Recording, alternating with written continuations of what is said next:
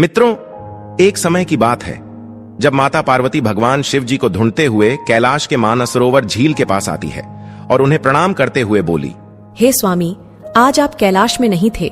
मैं आपकी प्रतीक्षा में बहुत विचलित हो रही थी। आप मुझे कहीं नहीं दिखाई दे रहे थे। हे प्राणनाथ, आप मुझे कोई ऐसा वरदान दे कि मैं सदैव आपके साथ रहूंगी और जब भी मुझे आपकी याद आए तो मैं स्वयं वहां पर अपनी दिव्य शक्ति से उपस्थित रहूं। मित्रों, तभी भगवान शिव मुस्कुराते हुए बोले, हे देवी पार्वती, अगर आप मुझे प्रेम पूर्वक मन की आंखों से देखती तो मैं स्वयं आपके पास चला आता। हे गौरी, आज आपने मुझे वरदान मांगा है तो मैं उसे आपको अवश्य ही दूंगा, किंतु मेरी एक शर्त है। आपको मेरे इस वरदान को पाने के लिए महाशिवरात्रि के दिन मेरी आराधना करते हुए इस कथा का प्रसार करना होगा। तब देवी पार्वती अत्यंत उत्साह के साथ कहती है, हे प्रभु, क्षमा करें, आपकी इस कथा को मैं पूरे हृदय के अंतर्मन से सुनूंगी और इसका प्रसार भी करूंगी। मित्रों, तभी भगवान शिव मुस्कुराते हुए बोले, हे देवी पार्वती, जो भी इस कथा का श्रवण करता है मैं उसके समस्त पापों को नष्ट करता हूं और इस कथा के सुनने मात्र से ही उस प्राणी को मेरे आशीर्वाद की प्राप्ति होती है। तब देवी पार्वती कहती हैं, हे भोलेनाथ, आप ही इस समस्त चराचर के स्वामी हैं। आप ही आदि और अनंत हैं। आपकी इस पावन कथा का श्रवण करना मेरा और समस्त मानव जाति का सौभाग्य है। कृपा करें और इस पवित्र शिवलीला कथा, जिसे सुनने मात्र से अमृतपान के समान सुख की प्राप्ति हो, उसे सुनाई। मित्रों, भगवान शिव कहते हैं, हे देवी पार्वती, प्राचीन काल में एक शिकारी वन्य जीवों का शिकार कर अपने कुटुंब का पालन पोषण करता था। वह हर दिन जंगल में जाकर शिकार करता था। यही उसका नित्य काम था। इसे करते करते वह अत्यंत पापी, निर्दयी और निष्ठुर बन चुका था। मानो जैसे कि वह जंगली बाघ की भांति जंगली जानवरों को मार कर खाता था। उसके पाप बहुत बढ़ चुके थे। फिर एक दिन की बात है, वह जंगल में शिकार के लिए निकला, किंतु दिन भर भाग दौड़ करने पर भी उसे कोई शिकार प्राप्त न हुआ। वह भूख प्यास से व्याकुल होने लगा और शिकार की तलाश में चलते चलते वह एक तालाब के किनारे बेल वृक्ष पर चढ़कर अपना पड़ाव बनाने लगा। मित्रों, उसी बेल वृक्ष के नीचे एक शिवलिंग था जो बिल्व पत्रों से ढका हुआ था और शिकारी इस बात से बिल्कुल अनजान था। फिर संध्या समय वह शिकारी स्वयं के छिपने के लिए पड़ाव बनाते बनाते उसने जो कुछ उस पेड़ की पत्तियां और टहनियां तोड़कर नीचे गिराई, वे संयोग से उस शिवलिंग पर जा गिरी। शिकार की राह देखता देखता वह बिल्व पेड़ से पत्ते तोड़ तोड़ कर शिवलिंग पर अनजाने में अर्पित करता गया। उसी दिन महाशिवरात्रि का दिन था और वह दिन भर भूखे प्यासे शिकारी का व्रत भी हो गया और शिवलिंग पर बेलपत्र भी चढ़ गए। इस तरह वह अनजाने में किए गए पुण्य का भागी बन गया और अभी रात्रि हो चुकी थी।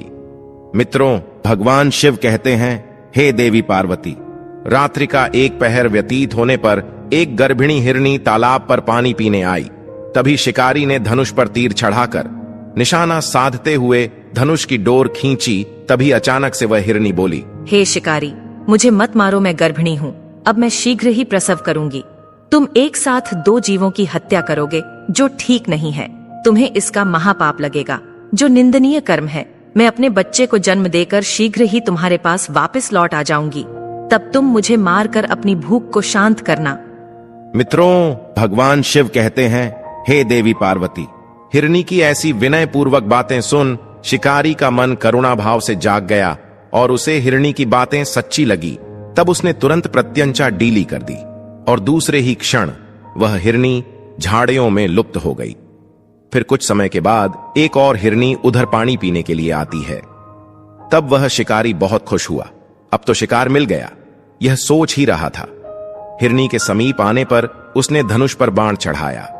तब दूसरी हिरनी ने विनम्रता पूर्वक निवेदन किया, हे शिकारी, मैं थोड़ी देर पहले ही रत्तु से निवृत्त हुई हूँ तथा काम भावना विरहिणी हूँ। अपने प्रिय की खोज में भटक रही हूँ। मैं अपने पति से मिलकर शीघ्र ही तुम्हारे पास वापस आऊंगी। तब तुम मेरा शिकार कर लेना। मित्रों, भगवान शिव कहते हैं, हे देवी पार्वती, फिर उस शिकारी का मन उस हिरनी की बातों से विचलित हो गया और उसने उसे भी जाने दिया। 2 बार अपने शिकार को उसने स्वयं खो दिया था। अब उसका माथा ठनका और वह चिंता में पड़ गया कि अगर मैं शिकार नहीं करूंगा तो खुद ही भूख के कारण मर जाऊंगा। मित्रों, अब रात्रि का आखिरी पहर बीत रहा था।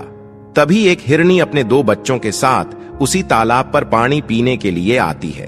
तभी वह शिकारी सोचता है, वाह क्या बात है, आज तो दावत होने वाली है। यह कैसा दुर्लभ सुवर्ण अवसर आया है। और फिर से उसने धनुष पर तीर चढ़ाया।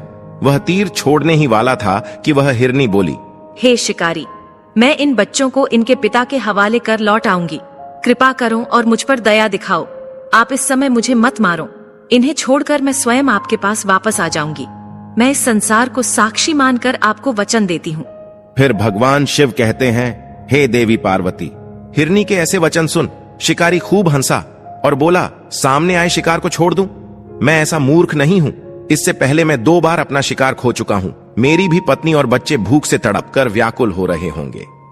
तब उत्तर में हिरनी ने कहा, जैसे तुम्हें अपने बच्चों की ममता सता रही है, ठीक वैसे ही मुझे भी अपने बच्चों की चिंता है।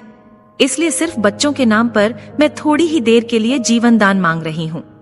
हे शिकारी, मेरा विश्वास करो, मैं इन्हें इनके पिता के पास छोड़कर तुरंत लौटने की प्रतिज्ञा करती हूँ।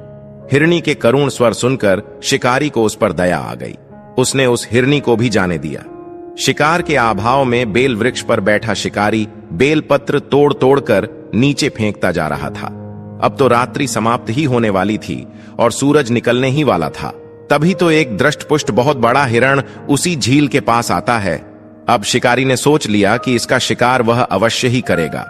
मित्रों, भगवान शिव कहते हैं, हे देवी पार्वती, किंतु जब उस शिकारी की तनी प्रत्यंचा देखकर हिरण अत्यंत भावुक स्वर में बोला, हे शिकारी भाई, यदि तुमने मुझसे पहले आने वाली 3 हिरणों को तथा छोटे छोटे बच्चों को मार डाला है, तो मुझे भी मारने में विलंब न करो, ताकि उनके वियोग में मुझे एक क्षण भी दुख न सहना पड़े।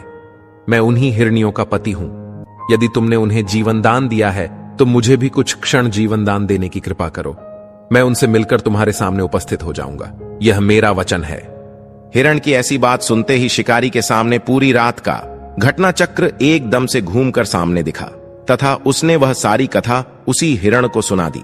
तब उस हिरण ने कहा, हे शिकारी, मेरी 3 पत्नियां जिस प्रकार प्रतिज्ञाबद्ध होकर तथा तुम्हें वचन देकर गई हैं, मेरी मृत्यु से अपने धर्म का पालन नहीं कर पाएंगी। अतः जैसे तुमने उन्हें विश्वास पात्र मानकर छोड़ा है, वैसे ही मुझे भी जाने दो। मैं उन सब के साथ तुम्हारे सामने शीघ्र ही उपस्थित होता हूं। मैं भी इस संसार को साक्षी मानकर वचन देती हूं। मित्रों, भगवान शिव कहते हैं, हे देवी पार्वती, उपवास, रात्रि जागरण तथा शिवलिंग पर बेलपत्र चढ़ाने से शिकारी का हिंसक हृदय निर्मल हो गया था। उसमें भगवद शक्ति का वास हो गया था।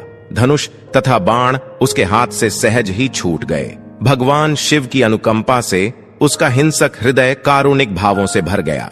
वह अपने अतीत के कर्मों को याद करके पश्चाताप की ज्वाला में जलने लगा। मित्रों, भगवान शिव कहते हैं, हे देवी पार्वती, थोड़ी ही देर बाद वह हिरण सह परिवार के साथ शिकारी के सामने उपस्थित हो गया ताकि वह उनका शिकार कर सके। किंतु जंगली पशुओं की ऐसी सत्यता, सात्विकता एवं सामूहिक प्रेम भावना देखकर शिकारी को बड़ी ग्लानि हुई। उसकी आंखों से आंसुओं की धारा बहने लगी। उस हिरण के परिवार को न मारकर शिकारी ने अपने कठोर हृदय को जीव हिंसा से हटाकर सदा के लिए कोमल एवं दयालु बना लिया। मित्रों, भगवान शिव कहते हैं, हे देवी पार्वती, देवलोक से समस्त देवता भी इस घटना को देख रहा था। घटना की परिणति होते ही देवी देवताओं ने पुष्प वर्षा की।